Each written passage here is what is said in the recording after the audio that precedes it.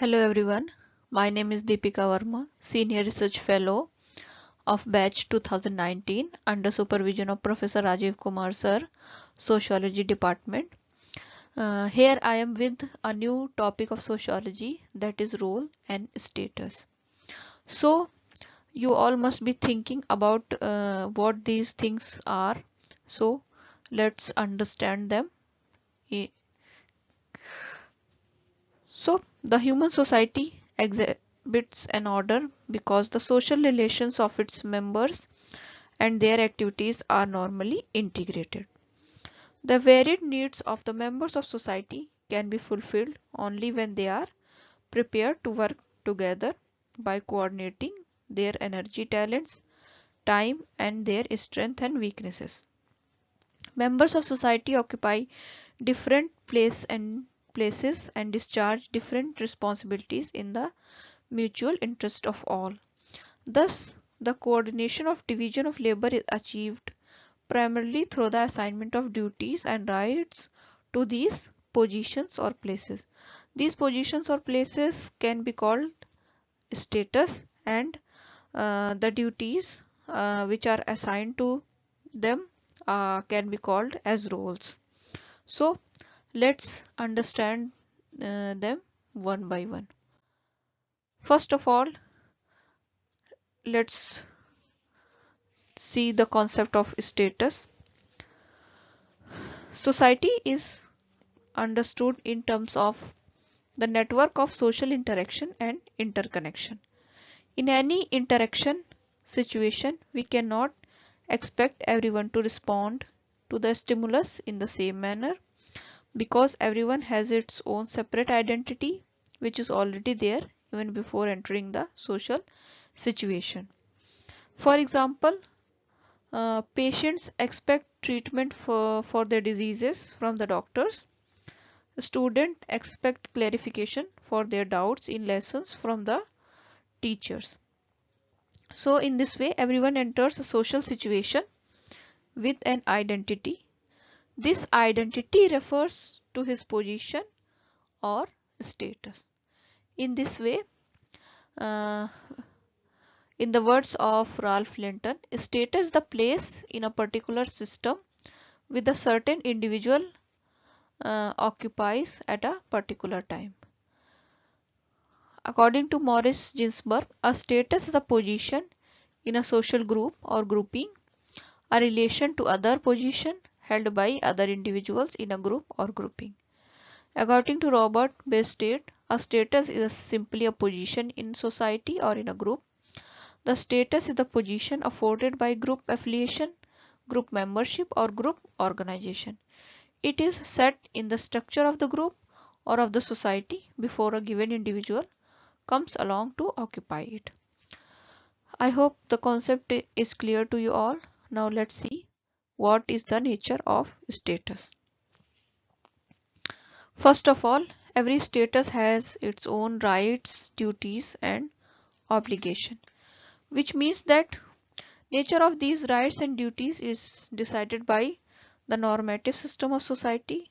A right is a legitimate expectation that one can entertain as an occupant of a status in relation to the behavior of a person in another position.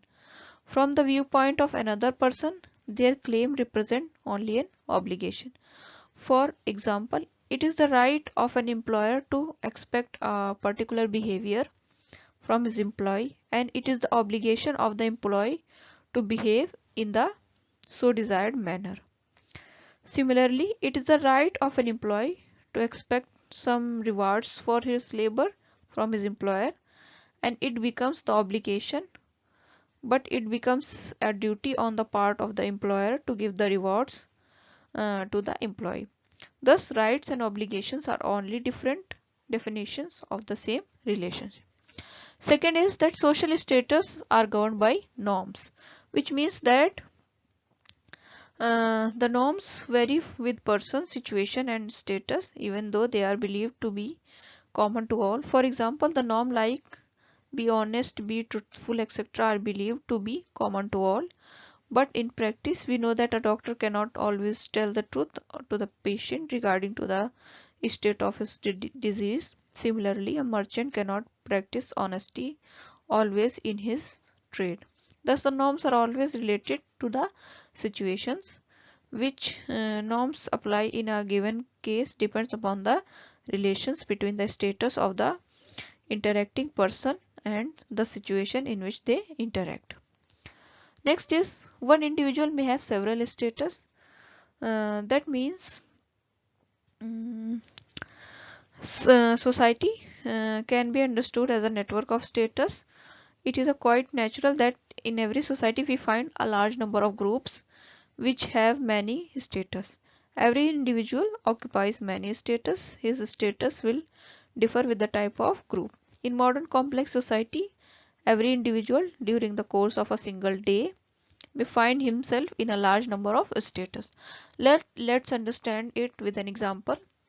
Uh, a college student may be a student to his teachers, a customer to the shop owner, a depositor to his banker, a passenger to the bus driver, a brother to his sister, a son to his father and mother, a secretary to the member of the cricket club, a patient to his doctor, and so on.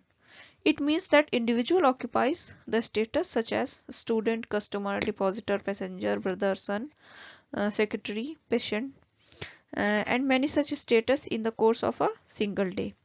It is because it becomes thus impossible to enlist all the status that each one is likely to occupy at one time or other in the course of his entire life.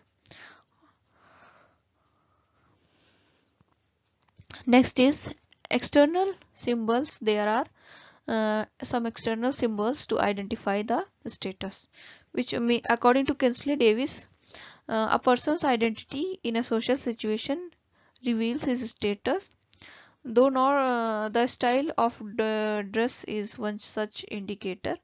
Soldier and army officers, nurse, doctors, advocates, policemen, religious missionaries, priests wear different dresses.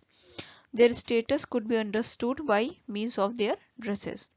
The various badges the policemen and the army officials wear further pinpoint their status. Next is status differed with the degree of with their degree of importance, which means that some status are more important than others in deciding the position of an individual in the society. Different societies have different criteria for deciding the importance of status. According to sociologist E.T. Hiller, the concept of key status denotes a man's position in the society. In most of the modern industrial societies, for example, the occupational status has become the key status. It mostly influences various other status. In some societies, kinship status, religious status, or even political status may be more important, hence become key status. In India, caste status and occupational status may be more important. Russians may attach more weightage to the political status. In primitive societies, age, sex, and kinship status are more important than others. Next is status add to the social order and stability, which means that we are all born in a society in which the status are already there. They are the part of the structure of our society. We are not creating them afresh. The status of farmers, soldiers, teachers, classes, etc. are not our creations. Some status may in course of time become obsolete, which means that they disappear from the social structure, but most of the individuals in most of the cases occupy status that are already there, established in the society in which they are born. So these were the natures of status. Role is nothing but the function of a status, which means according to Duncan Mitchell, a social role is the expected behavior associated with a social position, that is, a status. According to Robert Bested, the role is a dynamic or the behavioral aspect of the status. A role is what an individual does in the status he occupies. According to Kingsley Davis, role refers to the manner in which a person actually carries out the requirements of his position. Which means that role is nothing but the function of the status which is associated to the member of the society.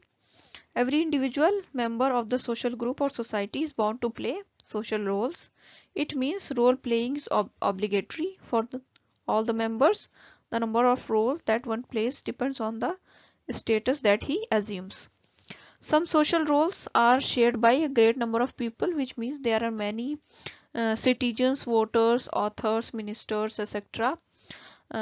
Some roles are enacted only by one or by comparatively a fewer individuals at a particular time or in a particular place.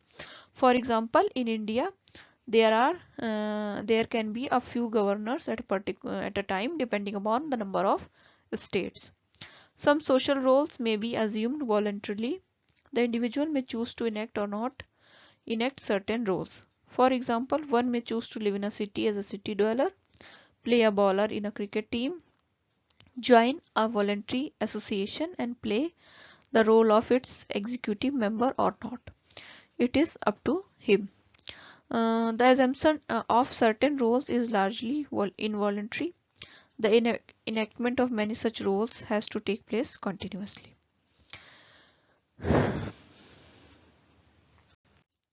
Now let's discuss the interrelationship between roles and status, which means that how the role and status are related to each other. Uh, let's discuss this concept. The status is simply a position in the society or in a group, but a role is the behavioral aspect of the status. Status are occupied and roles are played. Our role is the manner in which a given individual fulfills the obligations of a status and enjoys its privileges and prerogatives. A position or status is simply the means of identifying a particular social role.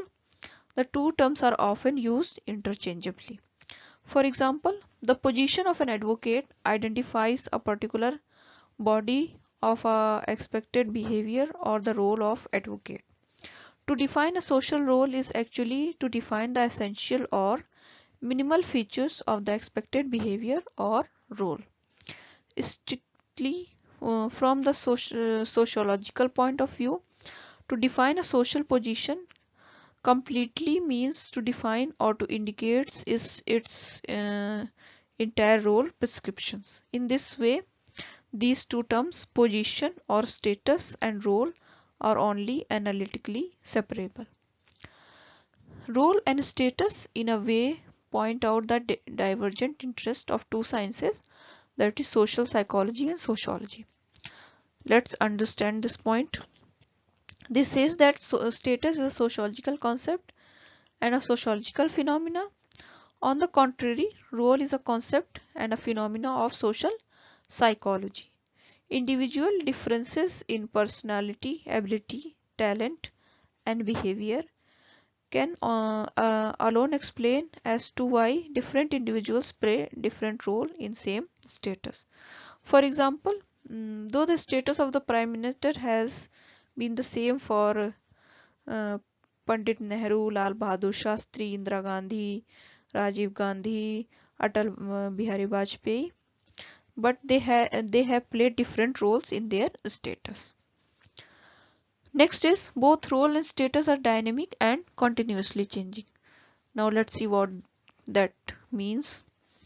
It means that roles changes with each new increment in a status. The status changes as the norms attached to it are altered. It is quite likely that in course of time, new obligations and new responsibilities may be added to a status or old ones may be removed. Sometimes more rigorous role playing may expand the function of a status. Similarly, these functions may change due to the newly felt needs of the system of which status is a part. For example, when an association increases in size, its office bearers may acquire new duties or new statuses may be established. Thus, both status and role are dynamic elements in the life of a society, but the status and culture are roles and roles are behavioral in nature. Though status are and roles are correlative phenomena, it is possible to have one without the other. A status without a role may simply denote an unfilled position in an association. In the same manner, roles are often played without occupying a status. For example, a mother plays the role of a nurse when a member of her family is ill. Nurse is a status in the hospital, but at home it may be a role. Similarly, as some are known to as good practical jokers, still they do not occupy the status of a clown. Clown is a status only in the circus. In this way, role is a relational term, which means that an individual play a role via which another person's role, which is attached to a counterposition. For example, an advocate plays his role as advocate in relation to the client's role. Role concept is relevant at the level of individual when he is in interaction because it is individuals, not organization, institution or subsystems which play roles and occupy positions. In this way, this was a brief introduction about the concept of role and status and their nature, meaning, and what is the interrelationship between roles and statuses. I hope you all have gained some knowledge through this presentation. Thank you so much.